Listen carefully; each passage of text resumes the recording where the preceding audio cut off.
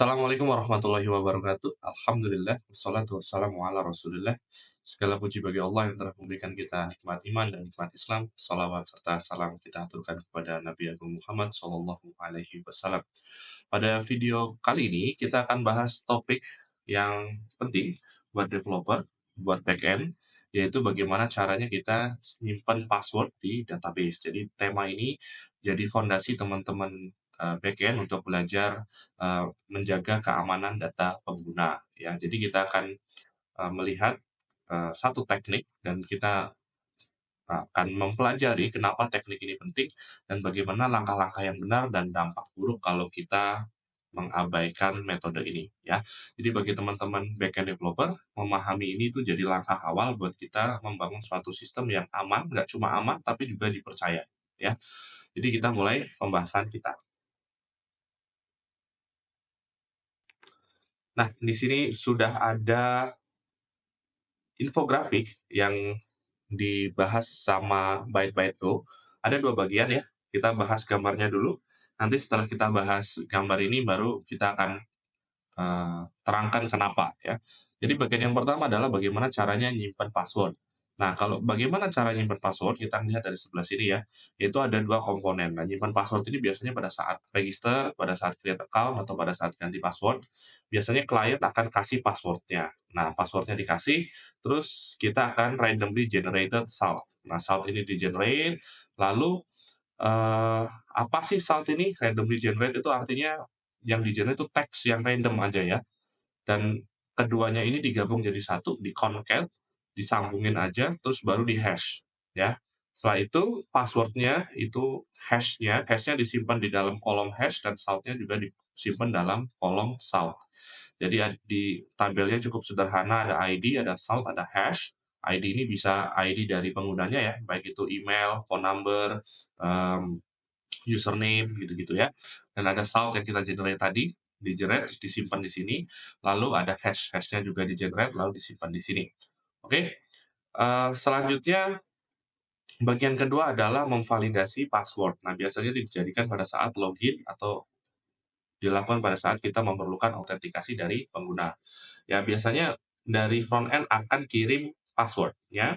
Lalu kita akan ambil salt password itu dari dalam database. Karena biasanya pada saat login, tentunya user akan bawa username atau email atau phone number gitu ya. Sebagai ID kita select ID-nya terus ada salt. Nah, dari password dan salt ini digabungin dengan konsep yang sama seperti pada saat store password. Lalu hasil hash-nya dibandingin dengan yang ada di database ya. Jadi ini ada dua bagian. Yang pertama cara store password dan validate password. Selanjutnya kita akan bahas kenapa kita butuh ini ya. Jadi balik lagi ke sebuah prinsip, bagaimana sih kita nyimpan sebuah password di database ya. Yang paling utama, menyimpan password itu kita nggak boleh nyimpan password aslinya alias password plain text ya. Misal passwordnya itu adalah 123456, maka itu namanya plain text ya. Nah, dengan hash, kita hash passwordnya, maka menjadi sebuah hash yang kita bisa simpan di situ. Nah, hash ini umumnya dia tidak bisa, ya namanya hash dia tidak bisa dikembalikan lagi menjadi wujud aslinya, gitu ya. Nah, dan kita memang sebaiknya nyimpannya dalam bentuk hash. Kenapa? Ya, untuk mencegah pencurian data yang dapat digunakan. Jadi mencuri itu nggak cuma dari luar, ya orang luar mencuri password, tapi juga orang-orang yang punya akses ke dalam database, baik itu internal, developer, ataupun orang-orang yang terlibat di dalamnya. Nah, ini melindungi password dari user agar tidak diretas, gitu ya. Nah, ini kalau diabaikan gimana? Kalau kita nggak nyimpen password ini plain text aja, ya berarti passwordnya akan gampang dicuri sama orang, ya. Bukan hanya orangnya itu dari luar ya, tapi dari dalam juga. Nah, ini juga menjadi satu pelanggaran data yang dapat merusak reputasi perusahaan ya. Kalau user tahu ternyata passwordnya disimpan di situ dalam bentuk plain text, pasti mereka akan marah. Tentu ini nggak memenuhi standar internasional dan lain-lain ya. Ini prinsip menyimpan password, itu nggak boleh passwordnya teks asli. Yang kedua, kenapa sih pakai salt ya? Kenapa pakai salt untuk setiap password? Jadi salt ini sebenarnya adalah Itu tadi ya, randomly generated text atau nilai acak yang kita tambah di dalam password sebelum kita ngelakuin yang namanya proses hashing. Nah, ini mencegah, ya sebenarnya mencegah adanya dua password yang sama menghasilkan hash yang identik. Jadi kalau kita hash biasa ya, misal kita hash teksnya itu 1, 2, 3, 4, 5, 6. Jadi misal 1, 2, 3, 4, 5, 6 itu menghasilkan hash A, B, C, D, E, F misal ya. Nah, maka kalau orang lain punya password yang sama, itu maka hash di setiap password akan sama semua ya. Dan itu akan kelihatan tuh, akan kelihatan bahwa, loh ini sama nih value-nya. Maka bisa jadi user A dan user B misal, dia punya password yang sama. Kalau kita nge-hack yang satu, kita bisa tahu password-nya yang kedua juga. Nah, yang kedua adalah kenapa kita pakai salt, kita melindungi password dari rainbow table attack. Ya, rainbow table itu brute force aja lah ya intinya. Jadi biasanya untuk password-password yang pendek. Contohnya password pendek itu adalah PIN ATM. Ya, PIN ATM kan hanya angka dan dia cuma 6. Maka kemungkinan orang itu menggunakan password yang sama itu sangat mungkin dan sangat banyak.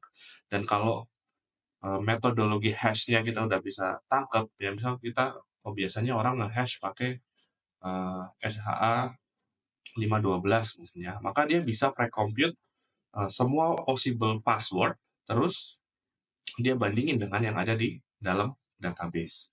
Nah, kalau ada salt-nya, yang pertama kalau ada salt-nya, dua password yang sama, dia nggak mungkin hasilnya sama, karena dia ada hash, ada salt-nya.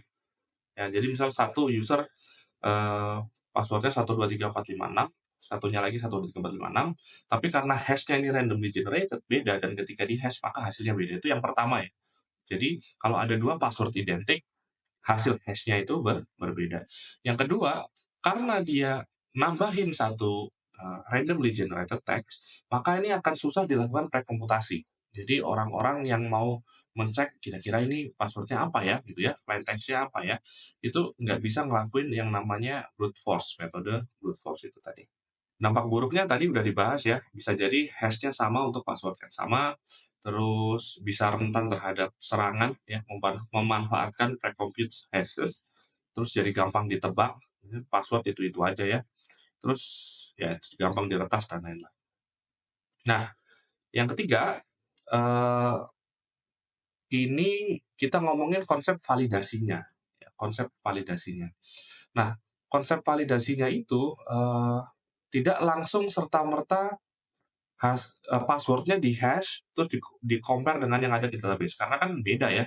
Maka harus diambil dulu, salt di dalam database-nya, baru di-join dengan password yang datang dari klien, lalu di-hash. Nah, ini nambahin sebenarnya biar match aja ya. Kalau dari awal cara store password-nya seperti itu, ya berarti pada saat login cara verifikasinya seperti itu. Tapi ini hanya di bagian, eee, nyimpan password dan validasi password. Kalau teman-teman mau lebih jauh lagi, itu ada pengamanan selanjutnya itu adalah pada saat password-nya itu in motion. In motion itu artinya ketika user-nya masukin password, maka kan biasanya akan dikirim melalui internet ya. Dikirim melalui internet password-nya, dan yang pertama itu kita bisa amankan bagaimana caranya password ini pada saat dikirimkan itu tidak bisa di-intercept dari tengah-tengah, tidak bisa disadap ya. Yang pertama, teknik pengamanan data in motion itu menggunakan HTTPS yang jelas itu standar basic. Yang kedua adalah penggunaan enkripsi ya, penggunaan enkripsi. Nah, penggunaan enkripsi yang cukup aman di era sekarang itu menggunakan RSA ya. Nah, RSA sendiri punya keterbatasan jumlah byte dan dia memang secara komputasi berat, tapi cukup aman untuk password ya.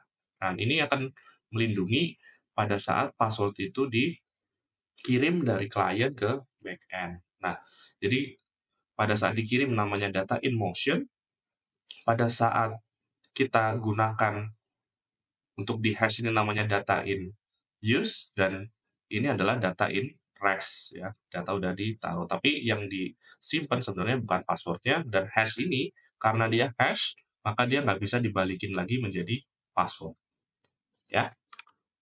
Itu Demikian, itu tentang cara menyimpan password dengan aman di database. Prinsip hashing dan penggunaan salt itu sebagai langkah yang teman-teman bisa terapkan, pada saat teman-teman, menggunakan konsep, login dan atau bikin password dan lain-lain, ya. Semoga penjelasan ini bermanfaat dan menjadi, inspirasi buat teman-teman semuanya untuk mengembangkan sistem dengan baik. Kita akhiri, kajian kali ini dengan doa kafaratul majlis.